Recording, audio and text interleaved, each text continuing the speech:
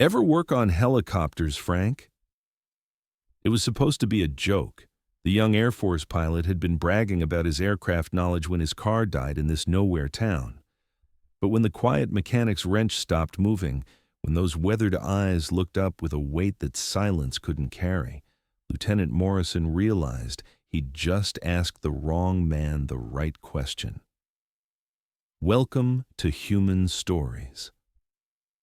Before we dive into this powerful tale of hidden service and unexpected recognition, tell me in the comments what city you're watching from today, and if you believe stories like this deserve to be heard, hit that subscribe button and help us keep these voices alive. Morrison's 2018 Camaro had been running rough for weeks. The check engine light flickered like a dying star, and the transmission hesitated every time he downshifted. He'd been meaning to take it to the dealership back at Peterson Air Force Base in Colorado Springs, but leave time was precious, and he'd convinced himself it could wait until after his cross-country drive to see his girlfriend in Phoenix. That plan died somewhere outside Millfield, Nebraska, population 847, when the engine started knocking like an angry landlord and steam began pouring from under the hood. Morrison pulled into the first place he saw, Frank's Auto Repair, a single-bay garage that looked like it had been there since the Eisenhower administration. The building was simple, honest, corrugated metal siding painted white but faded to cream, with hand-lettered black signs that read, "Quality work and fair prices." No neon, no flashy banners, just a wooden door with a bell that rang when you pushed it open, and oil stains on the concrete that told stories of decades of reliable service. Frank appeared from under the hood of a Ford pickup, wiping his hands on a red shop rag that had seen better years. He was probably 65, maybe 70, with silver hair cut military short, and shoulders that still carried themselves like they remembered formation. His coveralls were navy blue, clean but worn, with Frank embroidered in yellow thread over the left pocket. No last name, no fancy logos. "Engine trouble?" Frank asked, his voice steady and low. Morrison nodded, suddenly aware of how young he probably looked in his Air Force Academy t-shirt and aviator sunglasses. "Yeah, started knocking about 10 miles back. Steam's coming from somewhere." Frank walked over to the Camaro, popped the hood, and leaned in without ceremony. His movements were efficient, methodical. He checked the radiator cap with the back of his hand, tested the oil level, listened to the engine's rhythm like he was reading Morse code. "Blown head gasket," he said after 2 minutes. "Coolant's mixing with the oil. You've been driving it too hard." Morrison bristled slightly. "I know how to drive. I'm a pilot." Frank didn't look up. "Pilots crash too." That should have been Morrison's first clue that this wasn't going to be a typical repair shop conversation, but he was 24, cocky, and used to being the smartest guy in most rooms. So instead of backing down, he doubled down. "I fly F-16s, Morrison said, leaning against the fender. "I think I can handle a Camaro." Frank wiped his hands again, slower this time. "F-16s don't have head gaskets?" Morrison laughed. "Right, but they're a lot more complicated than cars. Hydraulics, avionics, weapon systems. I mean, cars are basically just engines with wheels." Frank nodded once. "Sure are." Morrison was warming up now, the way young men do when they think they've found an audience. "I've been flying for 3 years. Started in training jets, worked my way up. The simulators alone are more complex than most people see in a lifetime." Frank began gathering tools from a nearby cart. Socket wrenches, a torque wrench, a diagnostic scanner that looked older than Morrison's commission. "You ever work on aircraft?" Morrison asked, still fishing for common ground. "I bet you'd be good at it. Similar principles, right? Engines, fuel systems, electrical." Frank paused just for a second, while threading a socket onto his ratchet. "Some." Morrison grinned. "Yeah? What kind? Cessnas? Maybe some crop dusters?" That's when Frank looked up. Really looked up. And Morrison felt something shift in the air between them, like the moment before lightning strikes when the hair on your arm stands up, and you know you're about to see something you can't unsee. Ever work on helicopters, Frank? The question hung there for a moment, suspended in the oil-scented air of the garage. Frank's hands went still on his tools, not frozen, not nervous, just still, like a man who had learned to control every muscle when control meant the difference between life and death. Morrison expected a chuckle, maybe a story about fixing a friend's helicopter or working on National Guard aircraft on weekends. What he got was silence. Deep, heavy silence that seemed to fill the garage like water flooding a basement. Frank set down his wrench, slowly, deliberately.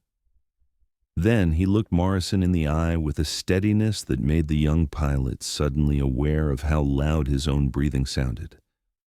"Why do you ask?" Frank's voice hadn't changed, but something underneath it had. Something that made Morrison's smart-ass grin fade without him realizing it. Just curious. You seem to know engines pretty well. Figured maybe you'd worked on different types." Frank nodded once. "I have." Morrison waited for more. Details, stories, the kind of shop talk that mechanics usually love to share. But Frank just stood there, studying him with eyes that had seen things Morrison couldn't imagine and wouldn't want to. "What kind of helicopters?" Morrison pressed, trying to recapture the casual tone he'd started with. Frank wiped his hands again, though they were already clean. "The kind that don't come back sometimes." The air in the garage seemed to thin. Morrison felt his pilot instincts kicking in, the ones that told him when he was flying into weather he wasn't equipped for. But instead of pulling back, he pushed forward. "Were you in the service?" Frank picked up a different tool, examined it like he was seeing it for the first time. "Once." "What branch?" "Army." "Cool. My dad was Army. What was your MOS?"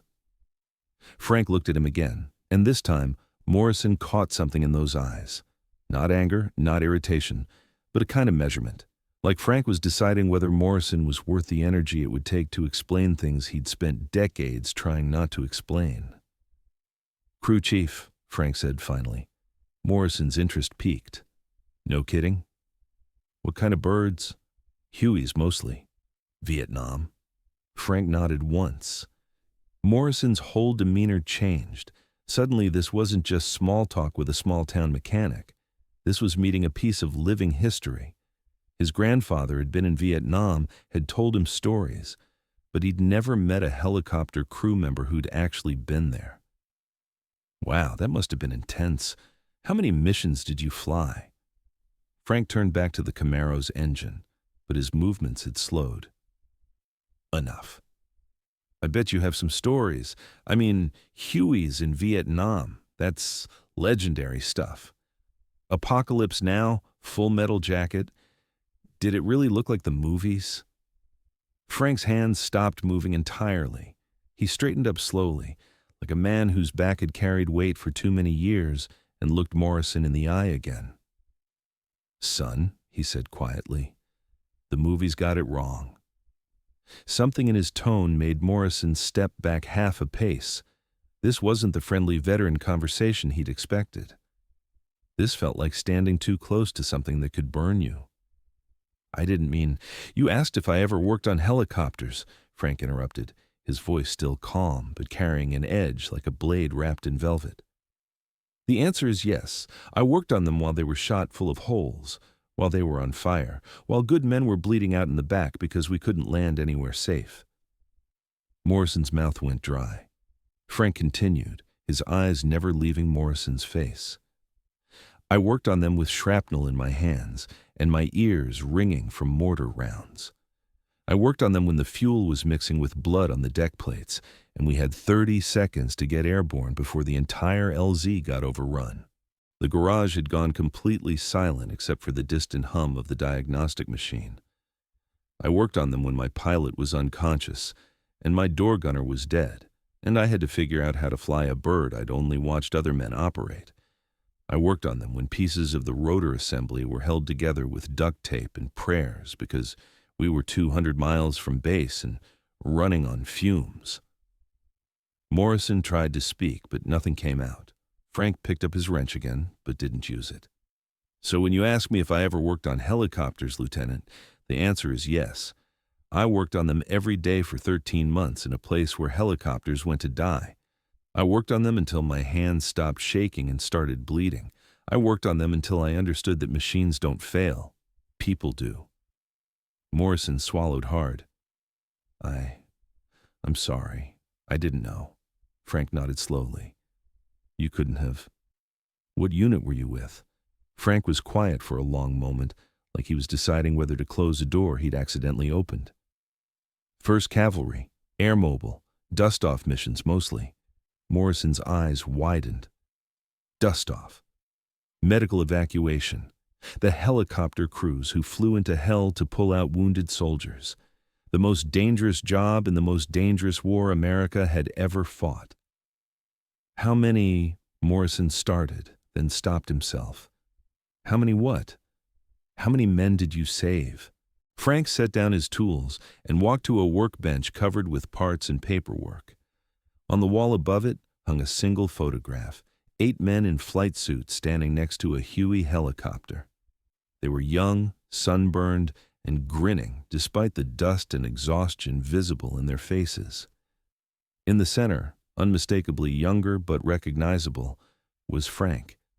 He touched the edge of the frame gently. We didn't count saves. We counted missions. 237 of them. Some days we brought everybody home. Some days. He trailed off. Morrison approached the photograph carefully, like he was walking into a church. That's your crew? Frank nodded. Some of them. Are they? Martinez died on mission 89. Rotor failure over hostile territory. Williams made it to mission 156 before a sniper got him during landing. Thompson completed his tour, came home, died in a car accident 3 months later. Frank's voice never wavered. Henderson and Rodriguez made it out. Haven't talked to them in 20 years. Morrison stared at the photo, trying to imagine these young faces in combat, trying to picture Frank, this quiet man who'd spent the morning explaining head gaskets, pulling wounded soldiers from jungle battlefields under enemy fire. The scars on your hands, Morrison said quietly. They're not from engine work. Frank rolled up his sleeves slightly, revealing burns that ran from his wrists to his elbows. Old burns, the kind that told stories about metal too hot to touch and time too short to wait for it to cool. Hydraulic fire, Frank said simply. January 12th, 1970. We took a round through the transmission. Fluid caught fire, pilot was unconscious, and we had 6 wounded Marines in the back who weren't going to make it if we didn't get airborne. What did you do? Frank's eyes went distant like he was seeing something Morrison couldn't. I grabbed the controls with my bare hands. Metal was hot enough to cook meat, but those Marines weren't going to die because I was afraid of a little pain. Morrison felt something cold settle in his stomach. You flew the helicopter? 12 miles, long enough to reach a forward aid station. Hands were so bad they had to cut the skin off the controls after we landed. Jesus Christ, Frank rolled his sleeves back down. He wasn't in the cockpit that day. Morrison stood in silence for a moment, processing what he'd just heard. This wasn't a war story told for entertainment. This wasn't some old veteran trying to impress a young soldier. This was confession, delivered without pride or self-pity, just the facts of what had happened when everything went wrong, and only training and will kept people alive. Why didn't you ever tell anyone? Morrison asked. Frank picked up his wrench again and returned to the Camaro's engine. Tell them what? That I did my job? That you saved lives? That you're a hero? Frank's hands paused again. Son, heroes don't make it home. The rest of us just try to live with what we had to do to survive. Morrison watched Frank work for several minutes, seeing him differently now. The steady hands, the precise movements, the way he checked and double-checked everything. These weren't the habits of a small-town mechanic. These were the reflexes of a man who'd learned that mistakes meant people died. "How long were you over there?" Morrison asked. 13 months, 2 weeks, 4 days. You counted. We all counted. Frank pulled apart from the engine, examined it under the fluorescent light. This gasket failed because someone pushed the engine past its limits without checking the cooling system. Same reason helicopters went down. People think machines fail on their own, but they don't. They fail because someone didn't pay attention to the signs. Morrison nodded, understanding that Frank wasn't just talking about car engines anymore. "In Vietnam," Frank continued, "we had birds that should have been grounded. Transmission warnings, hydraulic leaks, engines running too hot, but we flew them anyway because men were dying and waiting for parts wasn't an option. That's why you learn to fix them. That's why I learned to fix everything." Frank gestured around the garage. Cars, trucks, motorcycles. When you understand that every machine has a breaking point, you learn to see the warning signs before they become disasters. Morrison looked around the shop with new eyes. Everything was organized with military precision. Tools hung in exact positions, parts were labeled and sorted, and not a single surface showed the chaos that most repair shops wore like a badge of honor. "How many men did you pull out?" Morrison asked again, gentler this time. Frank set down his tools and leaned against the workbench. "You really want to know?" Morrison nodded. Frank walked to a filing cabinet in the corner, opened the top drawer, and pulled out a manila folder worn soft with age. Inside were photographs, documents, and what looked like letters written on military letterhead. 347, Frank said simply. 347 what? Men, women, Marines, soldiers, sailors, airmen. Even pulled out a few civilians. Frank spread some of the photographs on the workbench. Every evacuation mission we flew, someone kept count. Not officially, just someone needed to remember. Morrison stared at the photos. Black and white images of helicopters in landing zones, stretchers being loaded, men carrying wounded comrades. In several of them, he could see Frank, younger, thinner, but unmistakable, helping load patients or working on aircraft under fire. This one, Frank pointed to a photo of a Huey, surrounded by smoke, was outside Da Nang. Mortar attack on a forward base. We made 7 trips that day, pulled out 43 wounded Marines. 7 trips? Bird took damage on the 5th run. Tail rotor was barely holding together, but we couldn't leave the rest of them. Morrison picked up another photo. Frank was kneeling beside a helicopter, hands buried in what looked like an engine compartment, while tracer rounds lit up the background like deadly fireworks. That was near the DMZ, Frank said. Pilot got hit during landing. Radio was dead. Hydraulics were failing, and we had 8 wounded who weren't going to survive another hour. What did you do? Frank was quiet for a moment, like he was deciding whether to continue. I got her running. Flew her out myself. You flew a damaged helicopter with no training? I had 13 months of watching other men fly. Sometimes that's enough. Frank closed the folder gently. Sometimes it has to be. Morrison realized his hands were shaking slightly. Why are you telling me this? Frank looked at him steadily. Because you asked the right question. Most people ask how many missions I flew, how many medals I earned, how many kills I got. You asked if I had worked on helicopters. That tells me you understand the difference between flying and surviving. Morrison nodded slowly. The scars on your hands are from machines that were too broken to fix properly, but too necessary to abandon. Frank rolled up his sleeves again, revealing the full extent of the damage, burns, cuts, and marks that ran from his wrists to his shoulders. Every scar is a life we saved. Every mark is a machine that should have killed us, but didn't. Do you ever regret it? Frank considered the question seriously. I regret that we had to do it at all. I regret that good men died waiting for us to arrive. I regret that some of the birds we saved didn't make it home. He paused. But I don't regret doing the job. Morrison looked around the garage again. seeing it now as more than just a repair shop.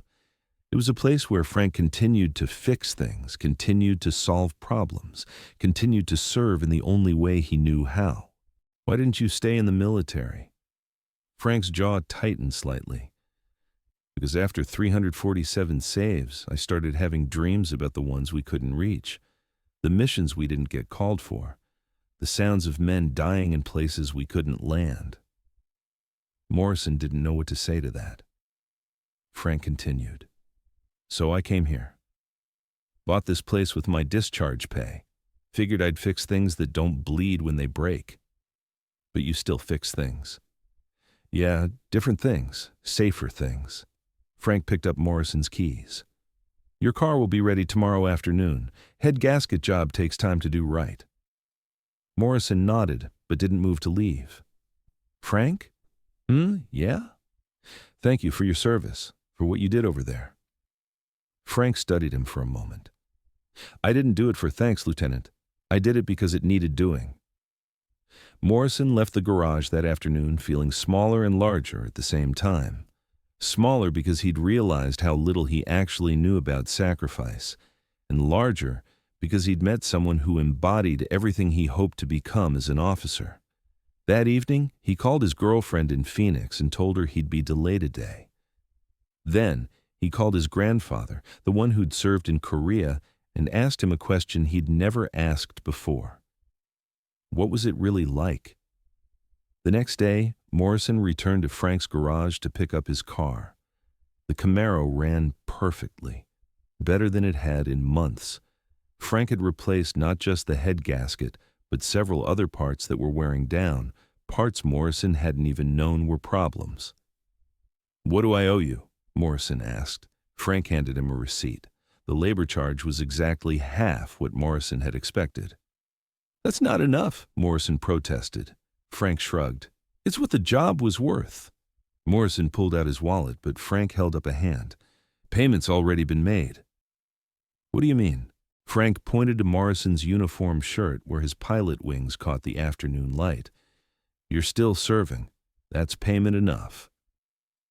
Morrison drove away from Millfield that afternoon with more than just a repaired car. He carried with him the understanding that some men serve loudly and some serve quietly, but the quiet ones often carry the heaviest loads. 3 months later, Morrison was flying a training mission over Colorado when his instructor pointed out a small town below. Ever been to Nebraska, Lieutenant? Morrison smiled. Once. Met a mechanic there who taught me more about flying than any simulator ever could. How's that? Morrison banked the F-16 slightly, watching the landscape roll beneath them. He taught me that the most important part of any machine isn't the engine or the controls.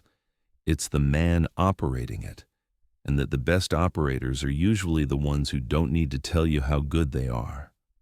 Back in Millfield, Frank continued his quiet work.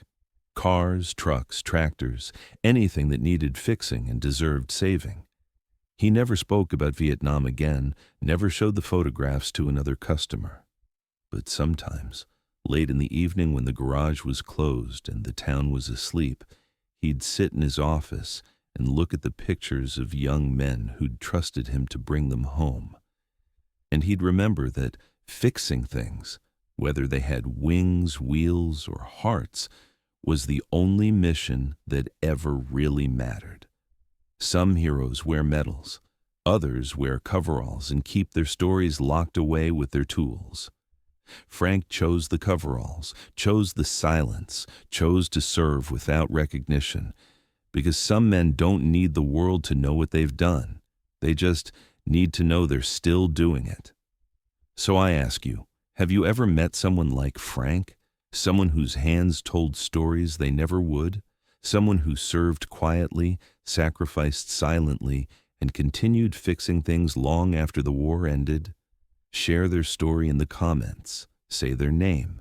Because here at Human Stories, we believe that the most powerful service often happens in the shadows, performed by people who ask for nothing but respect. Thank you for watching. If this story moved you, subscribe and share it. Help us make sure that men like Frank are never forgotten, even when they choose to remain invisible. We'll see you in the next story. And until then, the next time you meet a mechanic, a janitor, a security guard, or anyone whose hands look like they've seen more than they should, ask the right questions. You might be surprised by what you learn, because sometimes the most extraordinary stories come from the most ordinary places, told by people who never intended to be extraordinary at all.